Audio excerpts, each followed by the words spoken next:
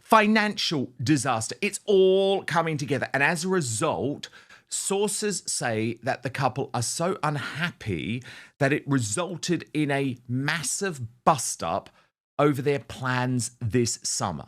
Now, you'll know that I was the first reporter all of those years ago now to reveal the strains in the marriage in Montecito. The mainstream media has been very slow to catch up, but Heat magazine has gone there this week with a front page cover story revealing the specific argument was about Harry's demands for Meghan to return to the United Kingdom.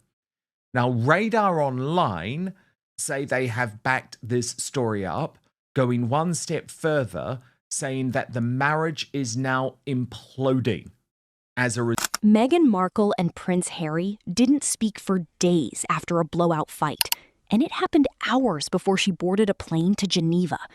Not a rumor, not a tabloid guess. A source close to the couple confirmed it. The argument was that bad. And here's what nobody is telling you. This wasn't just another Sussex spat. This was the moment something cracked that may never fully heal. Because buried inside this fight is a secret about Balmoral, a royal rejection, and a financial crisis that has Meghan quietly panicking.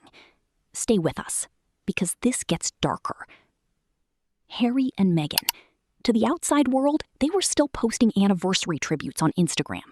Loved up captions, carefully curated photos, 10 years of headlines compressed into one perfectly timed post. But insiders say that content was damage control, a calculated flood the zone move designed to convince the public, and maybe each other, that nothing had collapsed. It had. Here's what was actually happening behind those filtered posts. Harry had been mapping out a major family summer in Europe. His plan was to base the family in Portugal, then travel to Balmoral so King Charles, who is ill, could spend time with Archie and Lilibet. Time Harry knows is running out. He has watched his father's health decline. He knows what it means to lose someone before reconciling. He lost his mother that way. He is terrified of repeating it. Their source says that things boiled over just hours before Meghan flew out to Geneva, and she and Harry didn't speak for a while afterwards. Meghan's mum, Doria, was staying at their house while she was away, and so she was FaceTiming to speak to the children. Harry had been getting incredibly sentimental ahead of their 8th anniversary, while also desperately trying to map out this big family summer in Europe. He's carving out the time at Balmoral so his father, King Charles, can see Archie and Lilibet. The plan for Harry and Meghan was to base themselves in Portugal for the summer, then spend time in Balmoral. But Meghan has heard that William and Kate have told Harry the Sussexes are not welcome and they refuse to have their family sanctuary disrupted by what they call Hollywood drama. Meghan flipped and a normal argument turned into a... And Meghan said no. But it wasn't just Meghan's refusal that detonated the argument. It was the reason behind it. Harry had reportedly been told that William and Kate made clear the Sussexes are not welcome. That Balmoral, the family's private sanctuary, would not be disrupted by what William's circle reportedly called Hollywood drama. When Meghan heard that, something snapped. Showdown. Tensions are at an all-time high. Now, you'll remember Meghan returned from Geneva and there was a big song and dance made about the couple's wedding anniversary. I think that was part of the flood the zone strategy, which was desperately designed to sort of say, nothing happened, it doesn't matter that only 10 people showed up. But at the same time, perhaps it is because she's even trying to convince herself that things are on track in this relationship. The Heat report goes on. Despite the loved-up post on Instagram, we're told the couple are at a standoff over their summer. As well as the Balmoral trip, the plan had been for Meghan to join her husband in the UK in July for a one-year countdown event to the 2027 Invictus Games taking place in Birmingham. However, our source says Meghan has now told Harry to go without her. They add Meghan's bust-up with... A normal disagreement turned into a full-scale showdown. Meghan's mother, Doria, was staying at the house while Meghan was in Geneva. Harry was FaceTiming the children through Doria. The couple were not speaking.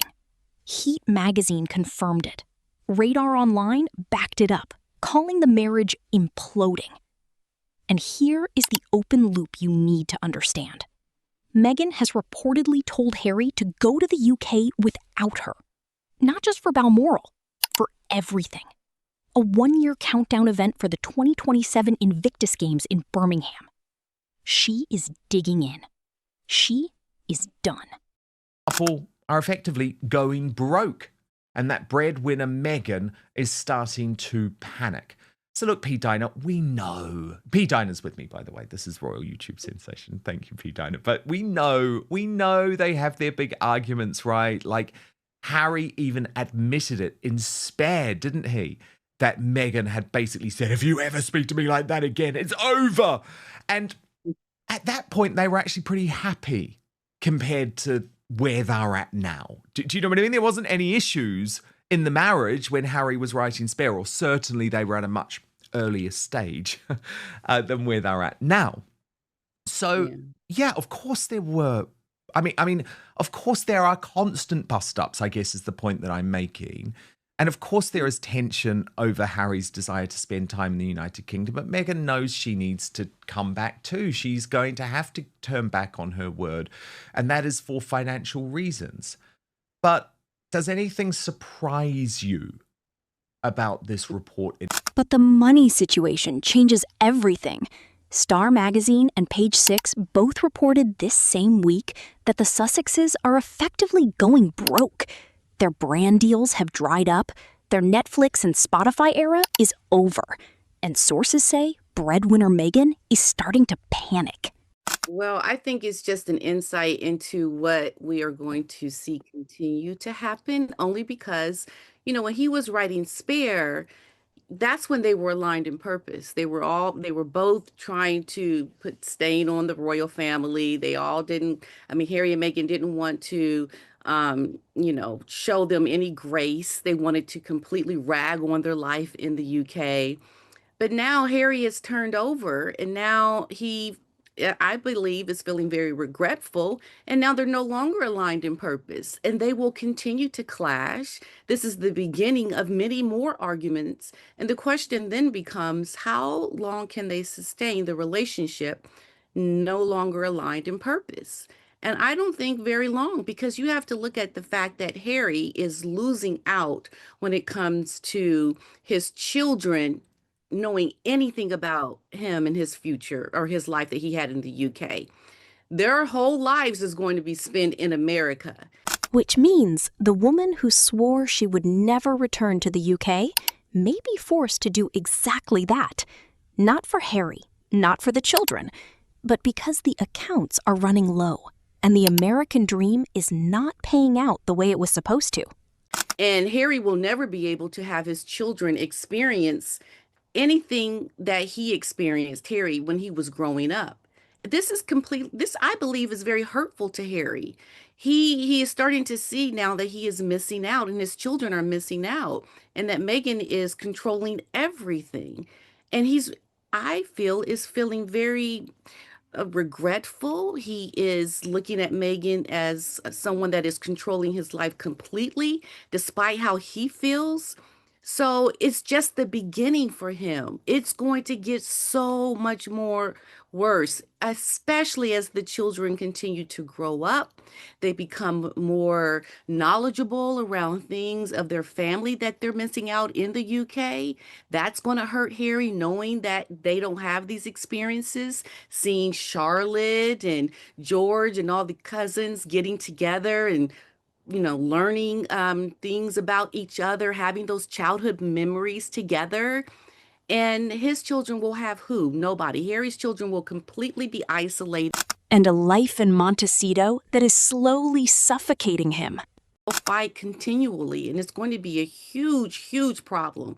You have to remember, Dan, I lived this. I know exactly what is going to happen. I've been where Harry is right now, and I know it's going to be very hard for him.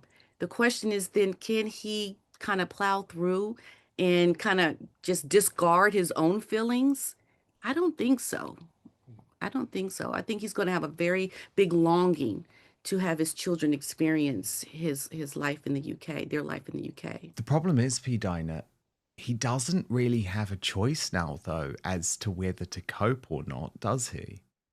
Sort of has to cope, at least for the moment. I mean, I don't think he's emotionally coping. I don't think he's physically coping, but